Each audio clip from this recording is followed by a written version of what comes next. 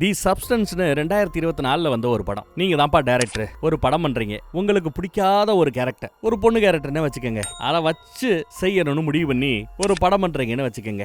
என்ன பண்ணி அந்த கேரக்டரை எடுக்க முடியும்? அந்த கற்பனையின் உச்சம் தான் இந்த படம். இப்படியே எடுத்துக்கலாம். இல்லனா அழக தேடி போற பொண்ணுங்க, அதுவும் இயற்கைக்கு மாறா அழகு அழகுன்னு அழகு பின்னாடியே தெரிஞ்சா கடைசியில அவங்க எப்படி சட்னி ஆவாங்கிறதையும் இந்த படத்துல காட்டியிருப்பாங்க. என்ன ஏதுங்கிறத படம் பார்த்து தெரிஞ்சுக்குங்க.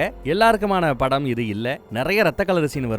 அதெல்லாம் முடிஞ்சவரை அவாய்ட் பண்ணி பிளாக் அண்ட் ஒயிட்ல தான் காட்ட முயற்சி பண்றோம். பார்க்கலாம் எப்படி வருதுன்னு. வாங்க வீடியோக்குள்ள போகலாம். இந்த படத்தோட ஸ்டார்டிங் சீன்ல ஒரு முட்டையை உடைச்சு ஊத்துறாங்க. ஒரு முட்டைனா ஒரு கரு தானே இருக்கும். அந்த கருவுல ஒரு இன்ஜெக்ஷன் போட்ட அடுத்த செகண்ட் ஒரு கரு இருக்க வேண்டிய இடத்துல 2 கரு உருவாகுது. இதை வச்சு ஒரு படம் பண்ணியா அப்படின்னு சொன்னா எப்படி இருக்கும்? அப்படித்தான் ஒரு படம். இப்ப நம்ம பார்த்த இதே மேட்டரை கதையா எடுத்துட்டு வரணும். இந்த சேலஞ்சுக்கு ஓகே சொல்லி ஒருத்தர் படம் எடுத்திருக்கிறார். படத்தோட பேரு தி சப்ஸ்டன்ஸ். 2024 வந்த படம் தான். என்ன ஏதுங்கிறத வாங்க படம் பார்த்து தெரிஞ்சுக்கலாம். ஒரு ரோட்ல ஒரு பெரிய பிரபலம் அவங்களுக்கு மரியாதை செலுத்துற விதமா அவங்க பேரை போட்டு லோகோ மாதிரி ஒன்னு ரெடி பண்ணி அவங்களுக்கு மரியாதை செய்யற விதமா கௌரவிக்கிறாங்க மக்கள் எல்லாம். ஸ்டார்டிங்ல அதை பார்க்கும் போதெல்லாம் எல்லாம் ஓடியாந்து அங்க செல்ஃபி எடுத்துக்கிறது, பாரு நான் எங்க நிக்கிறேன் பாருன்னு சொல்லிட்டு அந்த இடத்துல போய் நிக்கிறதே ஒரு பெரிய கௌரவமா மக்கள் பார்த்துக்கிட்டு இருந்தாங்க. ஆனா வருஷம் உருண்டு ஓட ஓட ஓட ஓட ஓட ஓட அத யாருமே மதிக்கிறது இல்ல, சீன்றதே இல்ல. அதுலயே ஒருத்தன் சாப்பிட கொண்டு போன ஐட்டத்தை தெரியாதனமா கீழே போட்டு அதை குழப்பி அதை எடுத்து அதை கால்ல அப்பின்னு படு ரணகலம் பண்ணிட்டாங்க.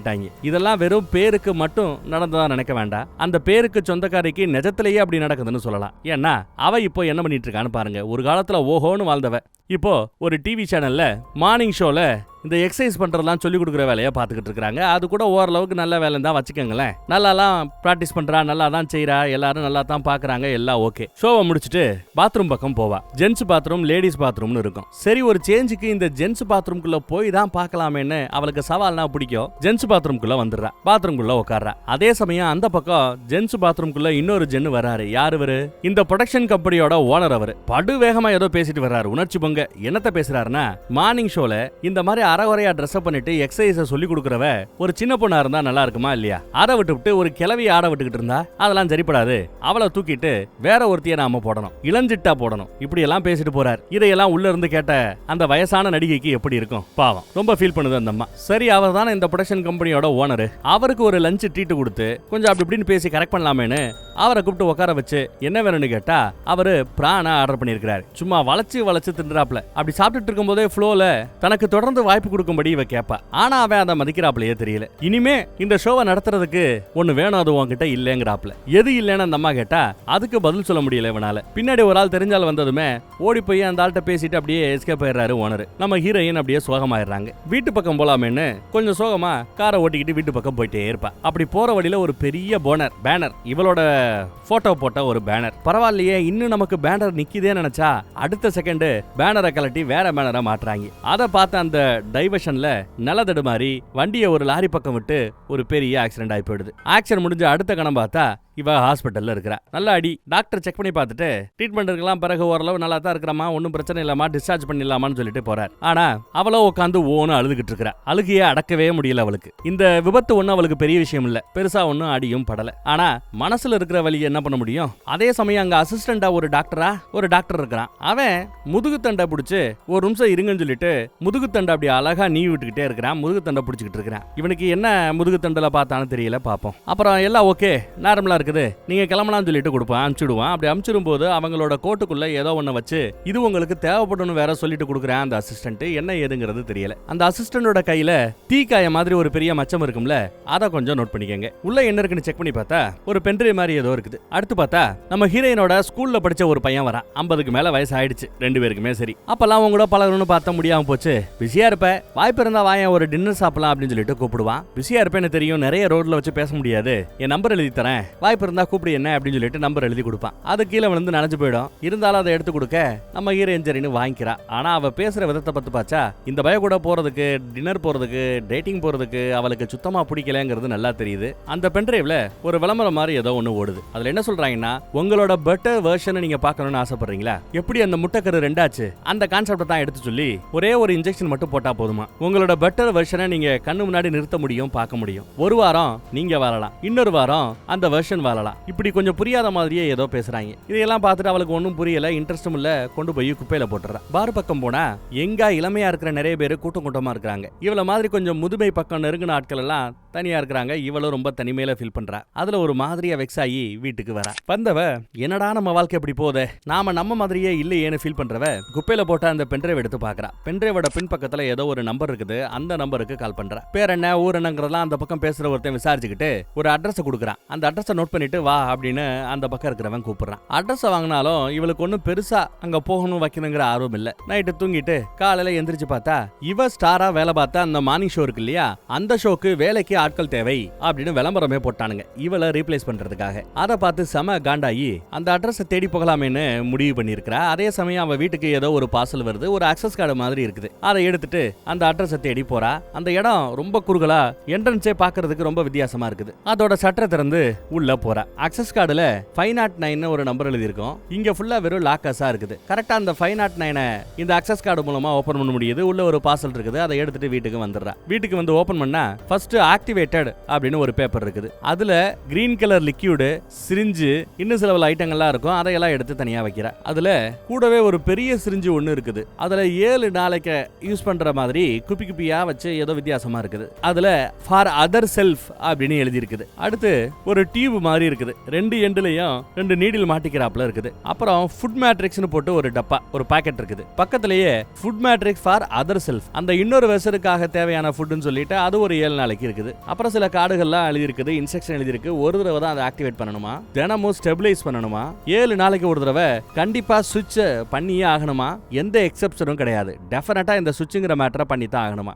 ஆனா அந்த பெட்டர் வெர்ஷனும் சரி, நீயும் சரி, ரெண்டுமே ஒண்ணுங்கிறத மட்டும் நீ மறந்துடக்கூடாதுங்கிறாப்ல எழுதியிருக்குது. அப்புறம் ஒரு நீடில் எடுத்து அவ கையில குத்திக்கிறா சிரிஞ்சியை. அந்த சிரிஞ்சியை எடுத்துக்கிட்டதுனாலயோ என்னவோ அவ கண்ணோட கரு வெளியில இருந்து எல்லாமே அப்படியே டபுள் ஆக ஆரம்பிக்குது. அப்புறம் அவ உடம்புக்குள்ள ஒரு மாற்றத்தை உங்களால பார்க்க முடியும். முதுகு ஒரு மாதிரி, உள்ள ஒரு குழந்தை உள்ள இருந்து வெளியில வந்தா எப்படி இருக்கும் அந்த மாதிரி மூவ்மெண்ட்டை பார்க்க முடியுது. அடுத்த கொஞ்ச நேரத்துல அவளோட முதுகுத்தண்டு பிரிஞ்சு உள்ள வேற ஒரு முதுகுத்தண்டு தெரியுது. கரு விழி 2 தெரியுது. அதாவது இவ உடம்புக்குள்ளேயே இவளோட பெட்டர் வெர்ஷன் சொல்ற அந்த இன்னொரு வெர்ஷன் அந்த உடம்ப கிழிச்சுக்கிட்டு வெளியில வருது. எங்கர் வெர்ஷனா அவளே தான், ஆனா இளமை அளவலா திரும்ப வந்திருக்கிறா. இவ வெளியில வந்த அந்த முதுகு தண்டுல உடஞ்சிருக்கும் இல்லையா, அந்த ஸ்கின் எல்லாம் பிஞ்சு போயிருக்கும்ல, அதையெல்லாம் சேர்த்து தச்சு விடுறா. அடுத்து அந்த ஃபுட் மேட்ரிக்ஸ் ஏதோ இருந்ததுல ஒரு பாக்கெட், அதை நீடில அந்த வயசான வெர்ஷன்ல மாட்டிட்டு போய் படுத்துறா. அடுத்த நாள் எந்திரிச்சு குளிச்சு கிளம்புனா மூக்குல இருந்து ரத்தம் வருது. அந்த பார்சல்ல ஸ்டெபிலைசர் ஃபார் அதர் செல்ஃப்னு எழுதி இருந்தது இல்லையா, அதை எடுக்கிறா. ஒரு பெரிய சிரிஞ்சு, அதுல 7 நாளைக்குங்கிறாப்ல குப்பி குப்பியா இருக்கும். அந்த பெரிய இன்ஜெக்ஷன் எடுத்து போய்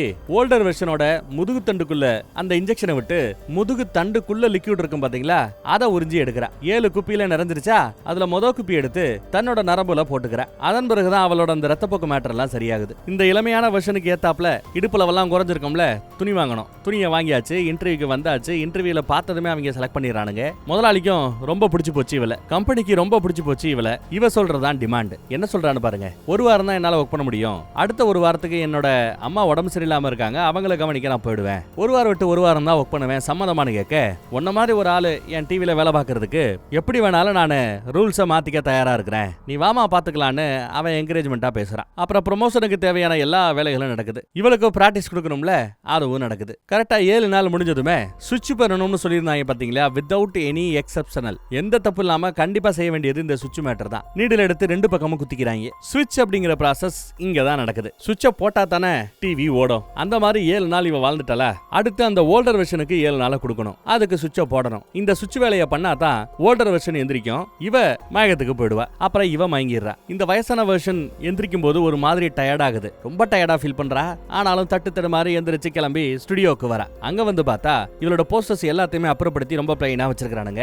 வந்தவளை வாசலே நிப்பாட்டி ஒரு கிஃப்ட கொடுத்து டாடா பாய் பாய்னு ஓனர் திரும்ப அனுப்பிச்சிடுறாரு. அடுத்து வீட்டுக்கு வந்தா காலண்டர்ல அந்த இளமையான வெர்ஷனோட பேரு சூவா. சோ அவளுக்கான காலண்டர் என்னங்கிறதெல்லாம் நோட் பண்ணி வச்சுக்கிறா. அப்புறம் பார்த்தா வீட்டுக்கு ஒரு பார்சல் வந்திருக்குது. அதுல உங்களுக்கு தேவையான அந்த ரீஃபில்ல மறுபடியும் லாக்கர்ல வச்சாச்சு, போய் எடுத்துக்கங்க அப்படிங்கிறாப்ல அதுல எழுதி இருக்குது. உடனே இவளும் கரெக்டா அந்த 503 அந்த நம்பருக்கு போய் ரீஃபிலுக்கு தேவையான அந்த ஃபுட் பேக்கேஜ் அதையெல்லாம் எடுத்து வச்சுக்கிறா. இவளோட அந்த 7 நாள் முடிஞ்சதும் அந்த இளமையான வெர்ஷன் மறுபடியும் எந்திரிக்கிறா. சுவிட்சை போட்டதுனால இப்ப இளமை எந்திரிச்சிருச்சு, முதுமை மட்டையாயிடுச்சு. எந்திரிச்சதும் இவளுக்கு என்ன தோணுதுன்னா, இந்த மாதிரி சுவிட்ச் பண்ணும்போது 7 நாள் இன்னொரு வெர்ஷன் ஜடமா கிடக்கணும் இல்லையா, அது பாத்ரூம்லயே கிடந்தா எப்படி, இதுக்குன்னு ஒரு ரூம் தெரி பண்ணா அங்க நல்லா இருக்குமேனு யோசிக்கிறா. இருக்கிற எல்லா சவரையும் லைட்டா தட்டி தட்டி பாக்குறா. ஏதாவது இங்க ரகசியமா சில ஸ்பேஸ் இருக்குமா, யாருக்கும் தெரியாத இடம் இருக்குமான்னு செக் பண்ணி பாக்குறா. பார்த்தா பாத்ரூம்லயே ஒரு இடத்துல மட்டும் டொக்கு டொக்குன்னு வித்தியாசமா சவுண்ட் கேக்குது. எடுத்து உடைச்சு பார்த்தா பின்னாடி எதிர்பார்த்தாப்பலயே ஒரு ரகசிய ஸ்பேஸ் இருக்குதுங்க. அந்த ஸ்பேஸுக்குள்ள பாடியை மாத்தி வச்சிடறா. இனிமே சுவிட்ச் ஓவர் பண்றது இங்க நடந்துகிட்டா யாருக்கும் எந்த டவுட்டும் வராது, பிரச்சனையும் வராது அப்படின்னு யோசிக்கிறாங்க. இந்த டோர் வைக்கிற, இந்த ரூம் ரெடி பண்ற அந்த சம்பவத்துல ஏத்து வீட்டுக்கார என்ன சத்தம்னு அடிக்கடி வந்து பாப்பான். கதவை தட்டினா இளமை வெளியில வருது. எங்க முதுமையை காணமேனு அவன் கேட்பான். அந்த அம்மா எப்பயோ காலி பண்ணி போயிடுச்சு, இனிமே நான் தான் இங்க இருப்பேங்கிறாப்ல இளம பதில் சொல்லுது. அவனும் சரி இளமையா இருக்காளே இழிச்சிட்டு போவோமேன்னு ஒரு மாதிரியா இழிச்சிட்டே போறான். முதுமையை இப்போ அந்த ரூமுக்குள்ள போட்டாச்சு. இவளோட இந்த வீட்டுல இருந்து அந்த பக்கம் பார்த்தா இளமையோட போட்டோவை ரொம்ப பெருசா போட்டு இந்த மாதிரி ஒரு ஷோவை பண்ண போறான்னு ப்ரொமோஷன் வேலையெல்லாம் ரொம்ப ஜோரா நடந்திருக்குது போல. இவ வீட்டுல ஹால்ல முதுமையோட போட்டோஸ் இருக்கும். அது இளமைக்கு பிடிக்காது. அதையும் கொண்டு போய் அந்த ரூம்ல வீசி எறிஞ்சிடறா. அப்புறம் ஷூட்டிங், ப்ரொடியூசர் கிட்ட பாராட்டு, அப்புறம் இவளோட போஸ்டரை வச்சு அந்த ஹால்வே ஃபுல்லா நிரப்பி வைக்கிறது, இப்படி பல மேட்டர்ஸ் அடுத்தடுத்து மாற்றங்கள் நடக்குது அந்த ஒரு வாரத்துல. இன்னைக்கு தான் அந்த 7வது நாள். சுவிட்ச் பண்ண வேண்டியது மிட்நைட் 12 மணிக்குள்ள. ஆனா இவ வேற மாதிரி ரெடி ஆகி வந்திருக்கா. கவலைப்பட வேண்டாம், நான் ஒரு பார்ட்டிக்கு போறேன், கண்டிப்பா சீக்கிரமே வந்துருவேன், 12 மணிக்குள்ள வந்துருவேன்னு சொல்லிட்டு போறேன். வெளியில போனவ கொஞ்சம் கூட குறைய டைம் ஆகி போச்சுங்க, லேட் ஆகி போச்சுங்க. ஐயோ லேட் ஆகுது என்ன, எங்க இருந்து ஒரு பயல பிடிச்சு ரூமுக்கு கொண்டு வந்துட்டா. என்ஜாய் பண்ணலாமேன்னு பார்த்தா டைம் ஆக ஆக ஆக அந்த ஃபுட் பாக்கெட் வேற குறைஞ்சிக்கிட்டே வருது. இவளோட காது மூக்கு வழியெல்லாம் ரத்தம் ஒரு மாதிரியா ஒழுக ஆரம்பிக்க அந்த ரகசிய ரூமை தேடி ஓடியாரா. அப்படி வேகமா ஓடியாரவ இந்த 7 நாளைக்கு 7 குப்பி அவ எடுக்கணும் இல்லையா, ஏற்கனவே எடுத்து குப்பையில போட்டு வச்சிருப்பாங்க இல்லையா, அதுல ஒன்னு எடுத்து அதை எம்டி எடுத்து முதுமையோட உடம்புல இருந்து கொஞ்சம் லிக்விட் எடுத்து 7 நாள் முடிஞ்சு போச்சு. ஆக்சுவலா இவ சுவிட்ச் பண்ணிருக்கணும். அப்படி சுவிட்ச் பண்ணாம அன்னைக்கு அவ ஊசியை எடுத்துக்கிறா. ஊசியை எடுத்துக்கிட்டதும் மூக்குல காதுல ரத்தம் வர்ற மேட்டர் சரியாயிடுச்சுங்க. அந்த பக்கம் தான் ரூம்ல ஒரு பாய் ஃப்ரெண்டு காத்துக்கிட்டு இருக்கானே. அன்னைக்கு போய் நல்லா என்ஜாய் பண்ணிட்டு அடுத்து 8வது நாள் தான் வந்து அந்த சுவிட்ச் மேட்டரைய பண்றா. அஸ்பர் ரூல் இதாவ செஞ்சிருக்க கூடாது, ஆனா செஞ்சிட்டா. இதோட பின்விளைவு என்னங்கிறது பின்னாடி தான் தெரியும். 8வது நாள்ல சுவிட்ச் ஆன பிறகு, சுவிட்ச் ஆன் ஆன பிறகு முதுமை எந்திரிச்சிருச்சு. எந்திரிச்சு ஹால் பக்கம் வந்து பார்த்தா அங்க ஒரு நோட் இருக்குது. யாரு, அந்த பாய் ஃப்ரெண்ட் பைபிள்ல பைக்கை விட்டுட்டு போறேன், அப்புறம் வந்து நான் எடுத்துக்கிறேன்னு ஏதோ நோட் எழுதி வச்சிருக்கான். அதை நோட் பண்ணும்போது தான் இவளோட விரல்ல ஒண்ணு ஃபுல்லா கருப்படிச்சு போனாப்ல வித்தியாசமா மாறி போயிருக்கிறத கவனிக்கிறான். அந்த கருப்பை ரிமூவ் பண்றதுக்காக கழுவி பாக்குறா, ரிமூவ் ஆகல. அதே சமயம் முதுகு தண்டு வலிக்கிறதையும் அவ ஃபீல் பண்றா. அப்ப என்ன அர்த்தம், 8வதா ஒரு தடவை ஒரு குப்பிக்கு அவ முதுகு தண்டுல இருந்து லிக்விட எடுத்திருக்கிறா, அந்த இளமை எடுத்திருக்குங்கிறத இவ தெரிஞ்சுக்கிறா. இப்போ இவ ஒரு ப்ராடக்ட்டை யூஸ் பண்றா, அதுல பிரச்சனை ஆகி போச்சுன்னா என்ன பண்ணுவோம், கஸ்டமருக்கு கால் பண்ணுவோமா, அந்த மாதிரி இங்கேயும் ஒரு கான்டாக்டர்ஸ் நம்பர் இருக்கும். அந்த நம்பருக்கு கால் பண்ணி பேசுறா. அந்த பக்கம் பேசுறவங்க அவளும் நீங்களும் வேற வேறன்னு யோசிக்க வேண்டாம், நீங்க 2 பேரும் ஒரே ஆள், ரூல்ஸை மதிச்சா 2 பேருக்கு நல்லது, பாத்துக்கங்க அப்படின்னு சொல்லிட்டு அவங்க போனை வச்சிடறானுங்க. பெருசா அது மேட்டர் எடுத்துக்கல. சரிங்க, என்னோட விரல் ஒண்ணு இப்படி கருப்பா சூம்பி போனாப்ல கிடக்குது, இதை சரி பண்ண முடியுமான்னு கேட்டா, உங்களோட எங்கர் வெர்ஷன் எப்பெல்லாம் இந்த மாதிரி எக்ஸ்ட்ரா டைம் எடுத்துக்குதோ அப்பெல்லாம் உங்க உடம்புல இந்த பாதிப்புகள் ஏற்படத்தான் செய்யும். இந்த பாதிப்புகள் ரிவர்சபிள் கிடையாது, மாத்த முடியாதான். அதனால ரூல்ஸை மதிச்சு நடந்தா 2 பேருக்கு நல்லதுன்னு மறுபடியும் கரெக்டா எடுத்து சொல்லிவிட்டு போனை கட் பண்ணிடுறானுங்க. வீட்டுல இருக்கிற இந்த ஹெல்மெட் எல்லாம், அந்த பாய் ஃப்ரெண்ட் ஹெல்மெட் எல்லாம் வீசி எறிஞ்சிட்டு வீட்டெல்லாம் மாத்திட்டு பார்க்கும்போது ஷோவோட அந்த ப்ரொமோஷன் டீடைல கவனிக்கிறா. அப்புறம் ஷோவே போடுறானுங்க. அந்த இளமையான வெர்ஷன் ஷோவை ரொம்ப சிறப்பா நடத்தி முடிச்சிருக்கா. அதே சமயம் ஏத்து வீட்டுக்காரன் வந்து காலிங் மேல் அடிக்கிறான். கரவத்திர காமி இந்த பக்கம் என்ன மேட்டர்னு இவங்க விசாரிக்க, உங்க ஷோ ரொம்ப சூப்பரா நல்லபடியா முடிஞ்சிச்சு, வாய்ப்பு இருந்தா இன்னைக்கு நைட்டு வேணா டின்னருக்கு வர முடியுமா அப்படின்னு கூப்பிடுறான் ஏத்து வீட்டுக்காரன். எந்த பதிலையும் இவ சொல்லல. கொஞ்சம் கொஞ்சமா இவ அவன் மேல கொஞ்சம் பொறாமப்பட ஆரம்பிக்கிறாப்ல தெரியுது. அடுத்து வழக்கம் போல ஒரு லெட்டர் வருது. அடுத்த வாரத்துக்கு தேவையான ரீஃபில் ரெடியா இருக்கு, லாக்கர்ல போய் எடுத்துக்கங்கன்ட்டு. மறுபடியும் லாக்கருக்கு போறா. திறந்து பார்த்தா உள்ள ஏதோ ஐட்டம் இருக்கும். அது as usual அதே பேக்கேஜ். அதை எடுக்கிற சமயம் ஏதோ ஒரு சவுண்டு கேட்கிறாப்ல தெரிய பயந்து போய் வெளியில ஓடியாருவா. ஒரு ஹோட்டல் பக்கம் சாப்பிட போய் உட்காந்தா அங்கேயும் அதே குரல் கேட்குது. யாருன்னு பார்த்தா குண்டா ஒருத்தர் அந்த பக்கம் இருக்கிறார். அவரு இன்னும் நீ தனிமையை தான் உணர்றியா அப்படின்னு கேட்கிறார். அவரோட கையை செக் பண்ணி பார்த்தா அவரோட கையிலேயே அந்த மச்ச மாதிரி ஒன்னு இருக்குது. அப்ப அவரும் இந்த சர்வீஸை பயன்படுத்தி இருக்கிறார். அது மட்டும் இல்லாம இவளுக்கு அந்த அசிஸ்டன்ட் டாக்டர் தானே ஒரு பென்ட்ரைவை கொடுத்தாப்ல, அந்த அசிஸ்டன்ட் டாக்டர் வேற யாரும் இல்ல, சாட்சாத் இந்த குண்டு பெரியவரோட இளமையான வெர்ஷன் தான். சோ இவரோட ரெக்கமெண்டேஷன்ல தான் இவங்க இந்த சர்வீஸை அனுபவிச்சிட்டு இருக்காங்க இல்லையா. ரைட். திருப்பி அவர் ஏதோ பேச வர இவ பதட்டமாயி அங்க இருந்து ஓடியாந்துடுறா. வீட்டுக்கு வந்தா அந்த பாய் ஃப்ரெண்டு ஹெல்மெட்டுக்காக வந்திருக்கான். வண்டி ஹெல்மெட் எடுத்துட்டு போற சமயம் எதுக்கு வருவா, ஏதோ ஒரு நாயை பாக்குறாப்ல ரொம்ப கேவலமா இவளை பார்த்துட்டு வண்டியை வச்சு உரிமை மிரட்டி விட்டுவிட்டு வண்டி எடுத்துட்டு அந்த பாய் ஃப்ரெண்டு போயிடுறான். போயிடுறான். இதெல்லாம் ரொம்ப பெருத்த அவமானமா ஃபீல் பண்றா. வீட்டுக்கு வந்த பிறகு தான் ரொம்ப தனிமையா இருக்கிறாப்புல ஃபீல் பண்றா. ஸ்கூல்ல ஒன்னா படிச்சவர்னு ஒருத்தவர் அன்னைக்கு ஒரு நாள் நம்பர் கொடுத்தார்ல, அது கிடைக்குமான்னு செக் பண்ணும்போது இவளோட பழைய ஐட்டத்தெல்லாம் பெட்டி பெட்டியா போட்டு இளம அடுக்கி வச்சிருக்கும் போல. அதுல தேடி எடுத்து அவருக்கு கால் பண்ணி இந்த மாதிரி நைட்டு வர்றேன் நம்ம பார்க்கலாம்னு சொல்ல அவருக்கு ரொம்ப சந்தோஷம். 8 மணிக்கு டின்னர் பிளான் பண்ணது 7:30 மணிக்கே ரெடி ஆயிட்டா. ஆனாலும் அது சரியில்லையோ இது சரியில்லைன்னு சொல்லிட்டு திரும்ப அதை சரி பண்ண அழிச்சு போடுவா இப்படியே போய்கிட்டு இருக்குது. கரண்டி வெளியே அந்த பக்கம் பார்த்தா அந்த இளமையான வெர்ஷனோட பேனர் வேற ரொம்ப பெருசா இருக்குதா. அதை பார்த்ததும் இன்னும் இவளுக்கு வெறுப்பு தட்ட ஆரம்பிக்குது. மொத்தத்தையும் அழிச்சிட்டு போய் உட்காந்துடுறா. கொஞ்சம் நல்லா ஒத்து பார்த்தா ஒரு மேட்டரை நீங்க கவனிக்கலாம். என்னதான் இவ கொஞ்சம் முதுமை ஆயிருந்தாலும் கொஞ்சம் முகத்துல கறி வச்சு பிளஃபா நல்லா தான் இருந்தா. ஆனா இப்போ அதெல்லாம் குறைஞ்சுக்கிட்டே வருது. அந்த இளமை எவ்வளவு வார வாழுதோ அதுக்கு ஏத்தாப்புல இந்த பக்கம் இவளோட உடம்பு கொஞ்சம் கொஞ்சமா டேமேஜ் ஆகுதோ அப்படின்னு நமக்கு தோணுது. அப்புறம் இளமையான வெர்ஷன் வழக்கம் போல இந்த பக்கம் வந்துருச்சு. சுவிட்ச் ஓவர் பண்ண பிறகு அந்த வேலை பார்க்கணும், ஷோ பண்ணணும், இதெல்லாம் பண்றா செய்யறா. ஷோ போய்கிட்டு இருக்கும் போது திடீர்னு அவளுக்கு பின்னாடி இருந்து ஏதோ ஒன்னு புடச்சிட்டு வராப்புல தெரிய ஒரு செகண்ட் பயந்துருவா. முதலாளியும் ஃப்ரேம் 2ல ஏதோ பிரச்சனை இருக்கு பாருங்கன்னு சொல்ல கரெக்டா ஃப்ரேம் 2ல இருக்கிறது யாரு? இந்த இளமை தான். அவளால அதை தாங்கிக்க முடியல. ரொம்ப டிஸ்டர்ப்டா ஃபீல் பண்ணி எல்லாத்தையும் அவுத்து போட்டுட்டு பாத்ரூம் பக்கம் போய் செக் பண்ணி பாக்குறா. பார்த்தா அவளோட பின்பக்கத்துல இருந்து முன்பக்கத்துக்கு உருட்டியா ஒன்னு எடுத்துட்டு வந்து என்னது இதுன்னு செக் பண்ணி பாக்குறா. ஒரு செகண்ட் இவ உடம்புக்குள்ள இருந்தோம் 3ஆவதா ஒன்னு வெளியில வந்துருமோன்னு பயப்படுறா. அடுத்த செகண்ட் பார்த்தா இது எல்லாம் கனவு. முழிச்சவ வெளியில வந்து பார்த்தா முதுமை வயிறார சாப்பிட்டு நிறைய ஐட்டத்தை அப்படி போட்டு வச்சிருக்கும்ல, அதை பார்த்து இவளுக்கு பயங்கர கோவம் வருது. இவ ஜாக்கிங் போகும்போது கஸ்டமர் கேருக்கு காலை போட்டு இந்த மாதிரி முதுமை சரியில்லை, கண்ட மாணிக்க தின்னுக்கிட்டு எல்லாத்தையும் அப்படியே போட்டு வச்சுட்டு எனக்கு வேலை வாங்கிட்டு இருக்குது, எனக்கே நேரம் பத்தாம என்ன பண்ணணும் தெரியாம முடிச்சிட்டு இருக்கிறேன், இதுல இது வேறையா அப்படி இப்படின்னு சொல்லி கண்ட மாணிக்க பேசிட்டு போனை கட் பண்றேன். அடுத்து ஷூட்டிங்கு போனா ஷூட்டிங் எல்லாம் அன்னைக்கு நடக்காம ஒரு மாதிரியா இருட்டடிச்சு போய் கிடக்குது. என்னாச்சோ ஏதாச்சோ நம்மள ஒரு வேளை தூக்கிட்டாங்கன்னு பயந்துகிட்டே இருப்பா. முதலாளி வேற பார்க்க வர சொல்லிருக்கான்னு சொல்றதும் பயந்துகிட்டே இந்த பக்கம் வருவா. ஆனா முதலாளியோ இன்ப அதிர்ச்சி கொடுக்குறாரு. என்ன சொல்றாருன்னா, நியூ இயர் ஈவெண்ட் நடக்கும்ல டிசம்பர் மாசத்தோட கடைசி நாள் ராத்திரி, அந்த ஈவெண்ட் நீ பண்ணணும் அப்படின்னு கேட்டுக்கிறார். இவளுக்கு ரொம்ப சந்தோஷம் தாங்க முடியல. இங்க பிரச்சனை என்னன்னா, இந்த புது ஷோக்களுக்கு ட்ரைனிங் ப்ரொமோஷன் அது இதுன்னு அந்த 7 நாள் இவளுக்கு பத்தல. அதனால ஒரு நாள் இந்த 8வது நாளை எடுத்து யூஸ் பண்ண ஆரம்பிக்கிறா. அதுக்கு தேவையான அந்த ஒரு குப்பியை முதுகு தண்டுல இருந்து உறிஞ்சிக்கிட்டே இருக்கிறா. இது கொஞ்சம் கொஞ்சமா அந்த முதுமையை பலவீனப்படுத்திக்கிட்டே இருக்குது. 8வது நாளை மட்டும் ஆட்டைய போட்டவ அடுத்து 9 நாள், அடுத்து 10 நாளை கூட இப்போ ரவுண்டா ஆட்டைய போட ஆரம்பிச்சிட்டா. 10வது நாள் தான் போய் சுவிட்ச் ஓவர் பண்றது. அப்படி அதன் பிறகு முதுமை எந்திரிச்சு பார்த்தா ஒரு கை ஃபுல்லா ஒரு கால் ஃபுல்லா நல்லா கருப்படிச்சு போய் மாறி போய் கிடக்கிறத கவனிக்கிறா. அவளோட ஒரு பக்கம் முகம் ஃபுல்லா பயங்கர சுருக்கத்தோட கிளவி முகத்துக்கு மாறிடுச்சு. அரண்டு போறாவ. உடனே கஸ்டமருக்கு காலை போட்டு இந்த மாதிரி மேட்டர் சொன்னதும், பாருங்க அவ வேற இல்ல நீங்க வேற இல்ல, ஒரு கால் அவளோட நடவடிக்கை பிடிக்கல, இதெல்லாம் ஸ்டாப் பண்ண சொன்னா நீங்க சொல்லுங்க, நாங்க எல்லாத்தையும் ஸ்டாப் பண்ணிடுறோம் அப்படிங்கிறாங்க கஸ்டமர் சர்வீஸ். ஒரு கால் அப்படி ஸ்டாப் பண்ணிட்டா போன அந்த முதுமை எல்லாம் எனக்கு திரும்ப கிடைக்குமா? பழையபடி நான் மாறிடுவேன்னு கேட்டா இல்ல, ஒன்ஸ் நடந்துருச்சுன்னா நடந்ததுதான், அதை யாராலும் மாத்த முடியாது, நல்லா யோசிச்சு சொல்லுங்கன்னு கஸ்டமர் சர்வீஸ் சொல்லிடுறானுங்க. இல்ல ஏன் தப்பு தான், அவளும் நானும் தான் ஒண்ணு தானே, அப்ப தப்பு ஏன் மேல தானே, நான் தான் அப்படிங்கிறப்பல பைத்தியக்காரத்தனமா பிஹேவ் பண்ணி பேசிட்டு போனை கட் பண்ணிடுறா. சரியா நடக்க முடியல. அப்படியே சோஃபால உட்காந்துடுறா. சோஃபால தனிமையில அப்படியே உட்காந்தே கிடப்பா. ஒரு காலு ரொம்ப சூம்பி போனாப்புல மாறிடுச்சுல, சாட்டா எந்திரிக்க முயற்சி பண்ணும்போது டப்புன்னு அவளால எந்திரிக்க முடியாது. அந்த காலு நின்னது அப்படியே நின்னுக்குது. ரொம்ப கஷ்டப்பட்டு முறுக்கி எடுத்து அப்புறம் தான் அவளால எந்திரிக்க முடியுது. அன்னைக்கு ப்ரொடியூசர் ஒரு கிஃப்ட் கொடுத்தாருல இவளுக்கு, அந்த கிஃப்டை இப்பதான் போய் என்ன ஏதுன்னு பாக்குறா. பார்த்தா விதவிதமா சாப்பாடு செய்வது எப்படி அப்படின்னு ஒரு புக் கொடுத்துருக்காப்ல. சரி நாமளும் அதுல இருக்கிற வெரைட்டியான ரெசிபி எல்லாம் செஞ்சு பார்க்கலாமேன்னு இவளும் சமைக்க சாப்பிடன்னு ஓடுது. அதே சமயம் டிவில அந்த இளமை கொடுத்த இன்டர்வியூ ஒன்னு ஓடிக்கிட்டு இருக்குது. அந்த இன்டர்வியூல நீங்க வந்த பிறகு ரேட்டிங் எல்லாம் படு பயங்கரமா கூறிடுச்சு, எப்படி ஃபீல் பண்றீங்க?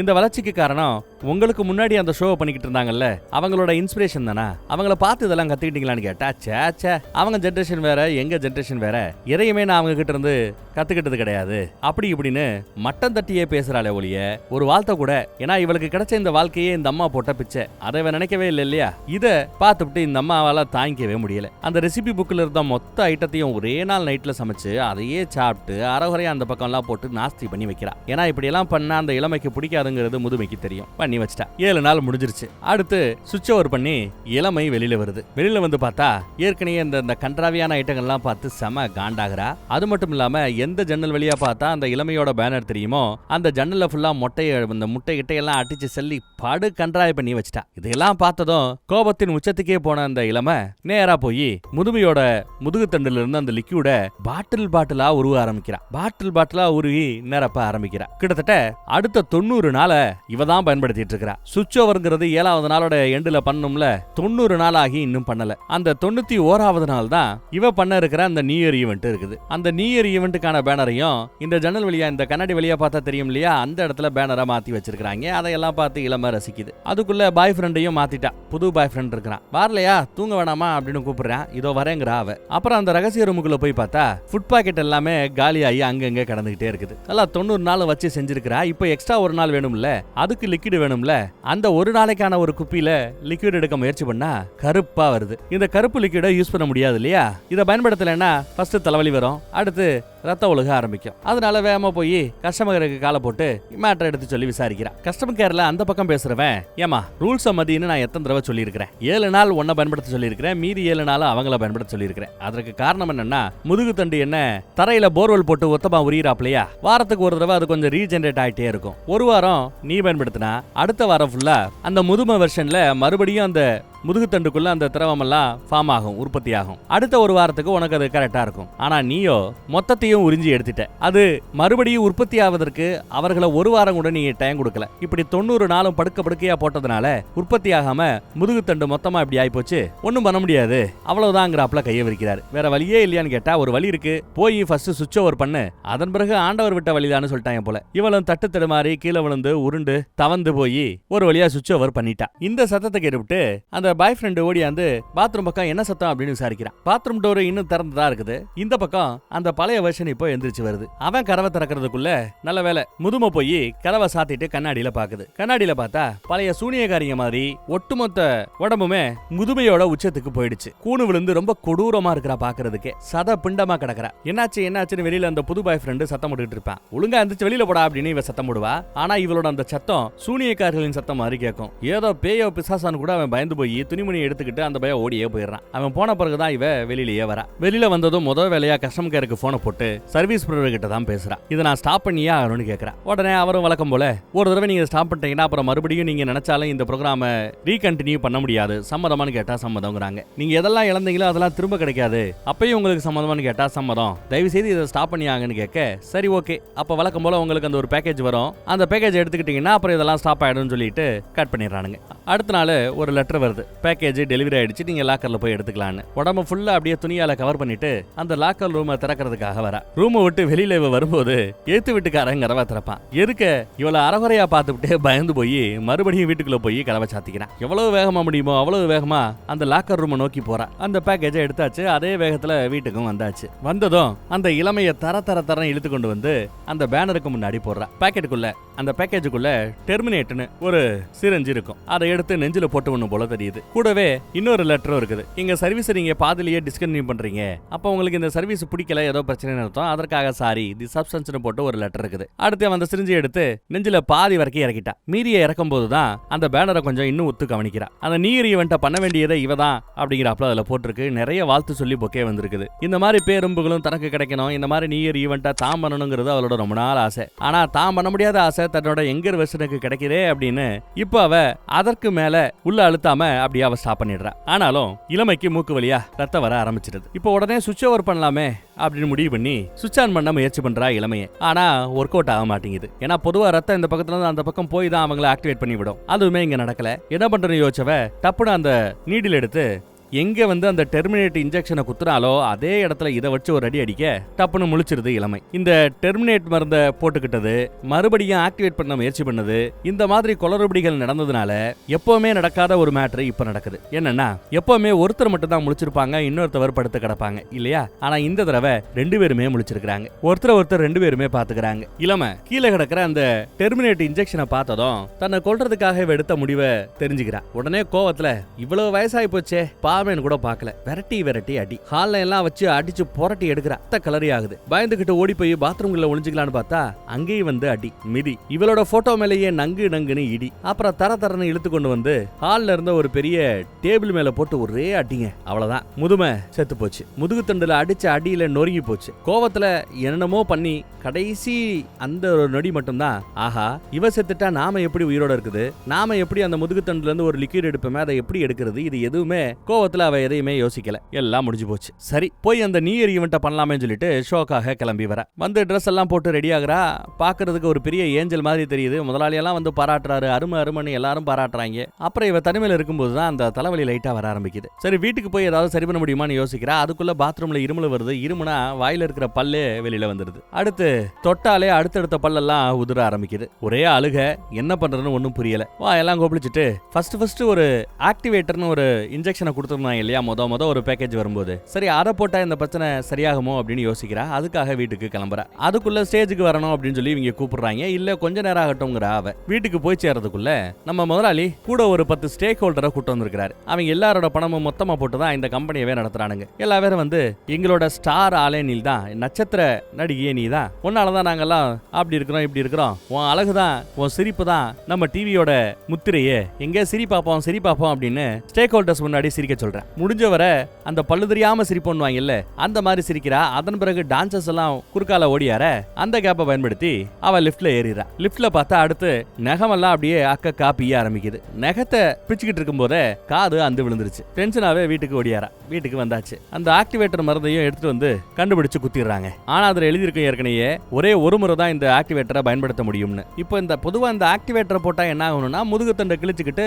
அடுத்த ஒரு வெர்ஷன் வெளியில வரணும் இல்லையா. ஆனா ஒரு தடவை தான் பயன்படுத்தி இருக்கணும் இந்த ஆக்டிவேட்டரை. இவ 2வது முறையா பயன்படுத்தி இருக்கிறா. பின்விளைவு என்னன்னு தெரியாம இவ பண்ண அந்த தப்போட விளைவு இப்ப தெரிய ஆரம்பிக்குது. வழக்கம் போல முதுகு தண்டு பிஞ்சு உள்ள இருந்து ஒண்ணு வெளியில வருது. அப்படி வெளியில வருது இளமையா வரும்னு பார்த்தா ரொம்ப அகோரத்தின் உச்சமா வந்து நிக்குது. ரொம்ப கொடூரமா ரொம்ப அகோரமா இருக்குது. அந்த முந்திர வெர்ஷனோட முகம் முதுகு தண்டுல அப்படியே இருக்குது. அந்த பக்கம் பார்த்தா நியூ இயர் ஈவென்ட் பத்தி போட்டிருக்காங்க. ஐயோ ஈவென்ட்டுக்கு லேட் ஆச்சே போகணுமேன்னு இவ எடுத்து வந்து அந்த ட்ரெஸ்ஸையே போட்டுக்கிட்டு தோடு கூட எல்லாம் மாட்ட முடியாது. சும்மா சதையிலேயே சொருகிட்டு ரெடி ஆயிட்டு இருக்கிறாளாம். இருக்கிறது 2 முடி, அதுல வேற ஸ்டைல் பண்ணி ஆகணும். அதையெல்லாம் தாண்டி இப்போ முகத்தை சரி பண்றதுக்கு என்ன பண்ணணும்னு பார்த்தா அந்த பழைய போஸ்டர் இருக்கும்ல அதை எடுத்து முகத்துல அப்படி இப்படி மாதிரி அப்பி அதுக்கு லிப்ஸ்டிக் போட்டு ரொம்ப கர்ம கொடூரமா அவ கிளம்புறா அந்த ஷோக்காக. கரெக்டா இவளோட என்ட்ரி வர டைம்ல மொத்தத்தையும் ஆஃப் பண்ணி வச்சிருக்காங்க. அதனால இவளை யாரும் சந்தேகப்படல. இவ உள்ள வந்துட்டா. ஒரே ஒரு ஸ்பாட் லைட் மட்டும் தான் போடும். அங்கதான் இவ எல்லாருக்கும் முன்னாடி வெளியில வந்து நிக்கணும். கரெக்டா அந்த ஸ்பாட் லைட்டை போடுறாங்க. வந்து நிக்கிறத பார்த்த அடுத்த செகண்ட் அங்க இருக்கிற அத்தனை பேருமே அலற ஆரம்பிக்கிறாங்க. பக்கத்துல நிக்கிற அந்த டான்சர்ஸ் அவங்களுக்கெல்லாம் அங்க நிக்கிறதுக்கே ரொம்ப அருவருப்பா இருக்குது. மக்கள் எல்லாம் ஷாக்ல இருக்காங்க. ஸ்டேக் ஹோல்டர்ஸ் எல்லாம். அதே சமயம் அவ ஒரு மாஸ்க் போட்டு வந்தால அந்த மாஸ்க் பிஞ்சு விழுகுது. இப்போ அவளோட ஒரிஜினல் ஃபேஸ் வெளியில தெரிய ஆரம்பிக்குது. ஒருத்தி ஆணு கத்துவா, இன்னொருத்தி ஆணு கத்துவா. அடுத்த செகண்ட் எல்லாரும் கத்த ஆரம்பிக்கிறாங்க. இந்த மான்ஸ்டரை போட்டு அடிக்க ஆரம்பிக்கிறாங்க. மான்ஸ்டர் கத்திக்கிட்டு அடிக்க ஆரம்பிக்கிறாங்க. அதுலயும் ஒருத்த ஒரு பெரிய இதை வச்சு அடிச்ச செஞ்சதுல அப்படியே தெரிச்சு போயிடும். அப்படி தெரிச்சு போனாலும் உள்ள இருந்து புதுசா இன்னொன்னு முளைச்சு வெளியில வர ஆரம்பிக்குது. அடுத்த அடிச்ச அடியில கையெல்லாம் தனியா பிச்சு எரியும். தண்ணி தெரிக்கிறாப்புல ரத்த கொப்பளமா தெரிச்சுக்கிட்டு இருக்குது. படு கன்றாவியா இருக்கு இந்த சீன்ஸ் எல்லாம். இதெல்லாம் எப்படி எடிட்டர் உங்களுக்கு காட்ட போறாருன்னு எனக்கு ஒன்றும் புரியல. அவ்வளவு ரணகளா ஆயிப்படுது. இருந்தாலும் அங்க இருந்து தப்பிச்சு பிளாட்ஃபார்ம் ஏரியா பக்கம் ஓடியாரும் போதெல்லாம் உடம்புல இருந்து ஒவ்வொன்றும் டப்புன்னு வெடிச்சு செதறும். கடைசியில ஊர்ந்து போக வேண்டிய சூழல். லாவா நிலைமைக்கு புழு மாதிரி முண்டி வரும். உடம்பெல்லாம் செதறி போய் முதுகுத்தண்டு மூஞ்சி மட்டும் அறகுறையா ஒட்டிக்கிட்டு அந்த பக்கத்துல அப்படியே நெருங்கி கடைசியா எங்க வருதுன்னா அந்த நடிகைக்காக லோகம் மாதிரி ஒன்னு ரெடி பண்ணி ரோட்ல வச்சாங்கல்ல கரெக்டா அங்க வந்து நிக்குது. கடைசியில அதுவும் தெரிச்சு செதறி அந்த இடமும் ரத்த கலரியாகி அந்த ரத்த கலரியோட படத்தை இங்க முடிச்சிடறாங்க. இல்ல இதுக்கு மேலேயே இந்த பொண்ணை வச்சு செய்யணும் முடிவு பண்ணிட்டார் டைரக்டர். அதுக்கு பிறகு என்ன நடக்குன்னு பாருங்க. இந்த ரோட கிளீன் பண்றதுக்கு ஒரு வண்டி வேணுமா, அந்த மாதிரி ஒரு வண்டி வருது. அந்த வண்டி இங்க சதறி கிடக்கிற அந்த ரத்தத்தை கூட கிளீன் பண்ணி தொடச்சி எடுத்துட்டு போகுது. டைரக்டருக்கு இந்த பொண்ணு மேல அப்படி என்னதான் கோவம் தெரியல. வக்கரத்தெல்லாம் மொத்தமா வச்சு செஞ்சு விட்டாப்ல. வேற கதையில பாப்போம். இதோட முடிச்சுக்கிறேன்.